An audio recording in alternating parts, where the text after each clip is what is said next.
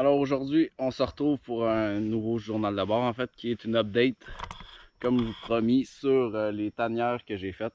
Donc la première que j'ai faite, il y a quoi, deux mois environ peut-être, un petit peu plus. Puis l'autre un peu plus loin, dont je vais vous mettre les images, elle qui a un mois environ. Donc ces tanières-là, l'objectif c'était, tu sais, ça sera pas une maison à lièvre où il va s'installer puis regarder un film là-dedans. C'est un lieu où le lièvre, en fait, dans une certaine zone, va se sentir en sécurité parce qu'il va avoir un endroit où se cacher s'il arrive un prédateur. Donc, il peut rapidement se cacher à l'intérieur ici pour éviter un coyote, un renard, bref, un prédateur qui voudrait le manger. Donc, le but de ça, c'est d'augmenter la population de lièvres, en fait, de protéger certains lièvres dans le but de moi-même en faire la régulation, de poser des collets, puis de les manger. Bref, je veux manger ce que le coyote mange. Sinon, ça pourrait être aussi un lieu, l'objectif aussi c'était que ça puisse être un lieu pour que le lièvre, en fait, puisse se reproduire, plutôt donner naissance. Ouais, ça serait le meilleur terme.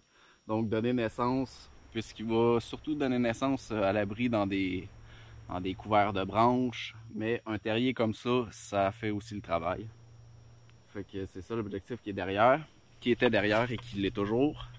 Sinon, ça, comme on va le voir dans les prochaines images, les vidéos que j'ai faites, que j'ai captées avec mes caméras de chasse, on va voir aussi que ça attire d'autres espèces. Puis tout ça également dans le but, par exemple l'écureuil, on peut se dire c'est absolument inutile, mais en fait un écureuil c'est super utile pour propager les semences d'une forêt, mais aussi parce que ça attire.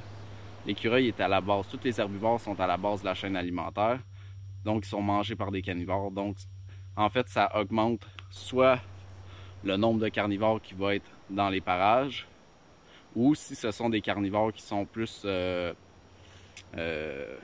territoriales, ben en fait ça pourrait faire, là on spécule évidemment, c'est dur à évaluer, mais ça pourrait faire en sorte que plus il y a de faune en fait dans ma forêt disponible, si les prédateurs sont territoriaux, ça fait en sorte qu'ils vont peut-être potentiellement être moins portés à venir euh, faire du ménage dans ma basse-cour. On peut le dire comme ça. Mais bref, ce que je veux dire, c'est que si en fait les prédateurs trouvent leur nourriture facilement, puisqu'il y a abondance dans la forêt, ben ça pourrait faire en sorte qu'il y en a moins autour de chez moi. On reste dans la spéculation, évidemment. C'est dur à quantifier, c'est dur à évaluer d'une manière scientifique. Donc, je vous mets les images à l'instant. Bon visionnement. On a le lièvre qui est pas très certain de pourquoi il y a un crâne de coyote au-dessus de sa tête et qui se pose des questions concernant cet habitat-là. C'est la première journée, fait qu'il était assez méfiant. Je sais pas encore, je vais évaluer si je dois augmenter la grosseur de la porte pour le lièvre. Ici, c'est la bécasse d'Amérique qui, avec son long bec, en fait, cherche les insectes, principalement les vers de terre, dans le sol pour se nourrir. Petit oiseau intéressant. Un beau petit lièvre encore. Chevreuil, passage très vif. Un petit lièvre. Là, on a un écureuil qui, je savais pas, mais ça, on dirait que ça l'aime ronger les os. Probablement une recherche de calcium, peut-être. Je sais pas trop. Et finalement, on a le petit écureuil qui avait caché une cocotte. Lui, il l'avait caché il y a un jour. En se fiant aux dates, on le voit. Puis il a une bonne mémoire, il l'a retrouvé. Il grignote ça.